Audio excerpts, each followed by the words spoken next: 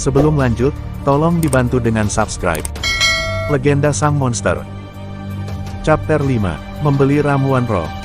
Kota bulan biru di malam hari cukup tenang. Di dalam kamarnya, Ling Tian duduk berkultivasi menyerap energi langit dan bumi yang padat.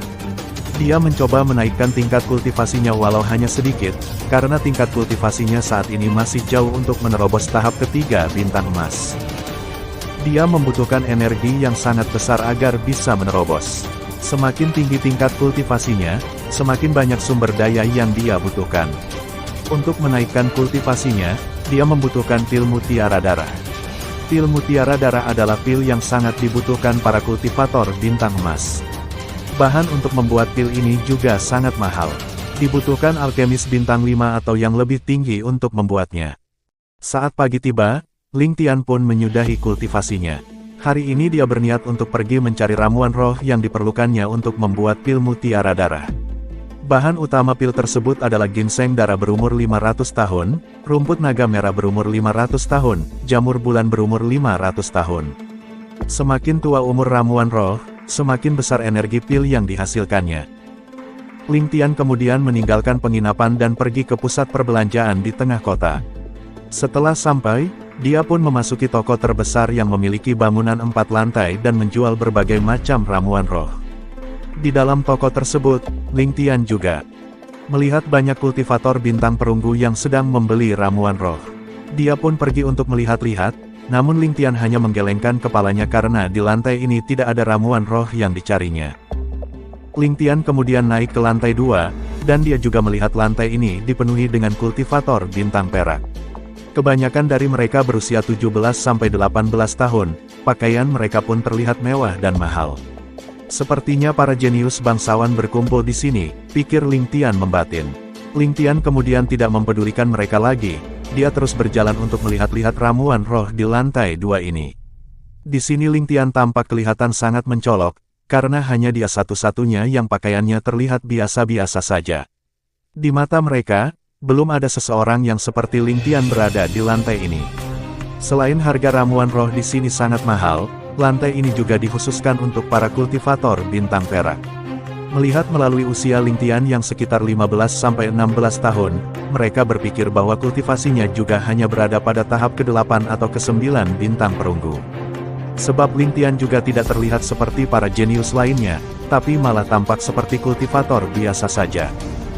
Mereka juga tidak bisa melihat tingkat kultivasi Ling Tian, jadi mereka berpikir mungkin Ling Tian mengolah teknik untuk menyembunyikan kultivasinya yang rendah. Ling Tian yang tidak mengetahui pikiran para jenius ini, mendatangi kasir dan bertanya tentang ramuan roh yang dicarinya. Karena setelah berkeliling untuk memeriksa, dia tetap tidak melihat satupun ramuan roh itu. Mereka yang mendengar ramuan roh yang dikatakannya itu langsung terkejut. Ada yang tertawa dan ada pula yang mencibir.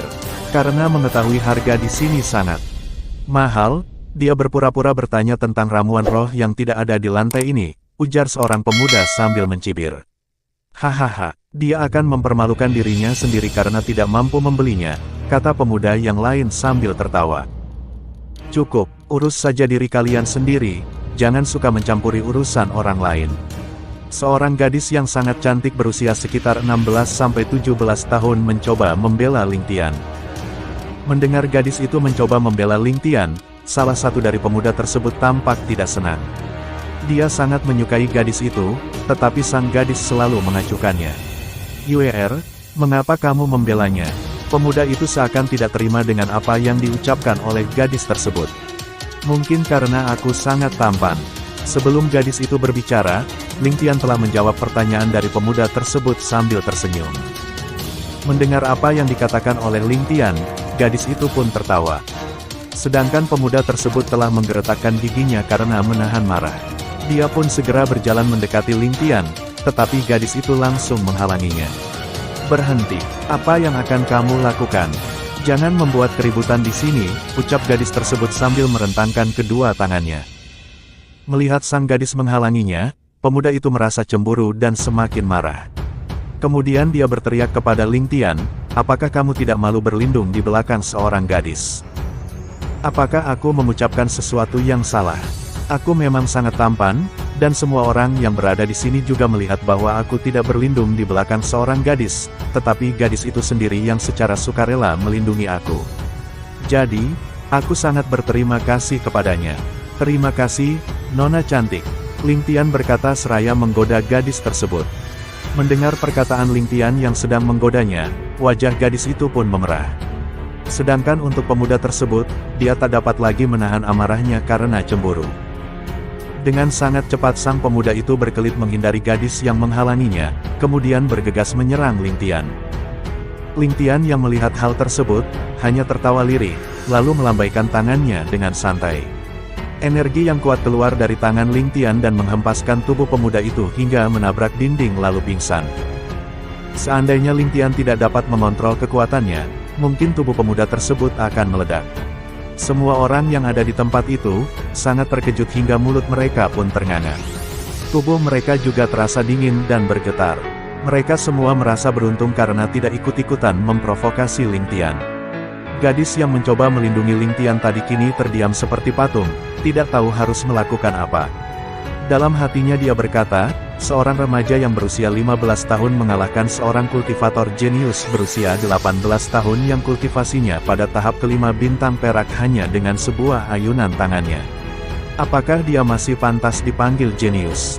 L2 bukan lagi hanya jenius, tetapi dia harusnya disebut sebagai monster, sedangkan kasir yang dari tadi hanya diam, kini tubuhnya gemetar dan berkeringat.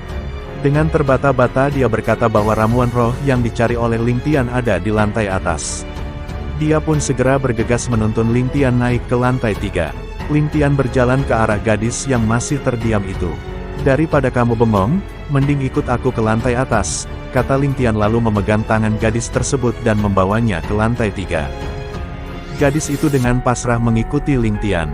Kakinya tak mau menuruti kehendaknya lagi. Dan saat sampai di lantai 3, wajahnya semakin memerah. Selain ayah dan kakeknya, baru kali ini ada seorang pria yang memegang tangannya. Dia pun hanya bisa tertunduk karena malu. Di lantai ini Ling Tian memperhatikan hanya ada segelintir orang, mereka semua adalah kultivator bintang emas. Para kultivator ini juga keheranan melihat Ling Tian dan gadis yang bersamanya. Mereka hanya bisa melihat tingkat kultivasi pada gadis tersebut tetapi tidak pada Ling Tian. Ling Tian terus saja berjalan mengikuti kasir tanpa mempedulikan mereka. Kasir itu membawa Ling Tian ke tempat ramuan roh yang dicarinya. Ini semua ramuan roh yang Anda butuhkan, Tuan Muda, kata sang kasir dengan nada sedikit canggung. Berapa harga semuanya dari ramuan roh itu? Ucap Ling Tian sambil memeriksa semua ramuan roh yang dicarinya. Untuk ginseng darah harganya 7.000 koin emas, untuk rumput naga merah harganya 5.000 koin emas, dan untuk jamur bulan harganya 3.000 koin emas. Semuanya berumur 500 tahun, dan total harga seluruhnya adalah 15.000 koin emas. Kata sang kasir lagi. Gadis yang dibawa Ling Tian tersebut sangat terkejut setelah mengetahui harga setiap ramuan roh yang akan dibeli oleh Ling Tian. Sedangkan ramuan roh yang dibelinya di lantai 2 tadi, hanya sekitar ratusan koin emas saja dan itu pun sudah sangat mahal baginya. Apakah remaja ini sangat sekaya? Tapi dari penampilannya, dia terlihat tampak biasa saja, gadis tersebut membatin dengan nada keheranan. Apakah masih ada lagi stok dari semua ramuan roh ini? Tanya Ling Tian tenang. Dia berencana untuk membuat banyak pil mutiara darah. Toko kami memiliki masing-masing 10 bagian dari tiap ramuan roh itu dan hanya toko kami jugalah yang memiliki stok dari bahan-bahan tersebut, jawab seorang pria parubaya yang berjalan ke arah Ling Tian. Perkenalkan, namaku Zhou Cheng. Aku adalah pemilik toko ini, Tuan Muda. Pria parubaya itu berkata sambil tersenyum. Oh, Tuan Zhou, namaku Ling Tian. Kalau begitu, aku akan membeli semuanya. Zhou Cheng tersentak sejenak lalu berkata, karena Tuan Muda Ling ingin membeli semuanya, toko kami akan memberikan kartu VIP dan diskon 10%.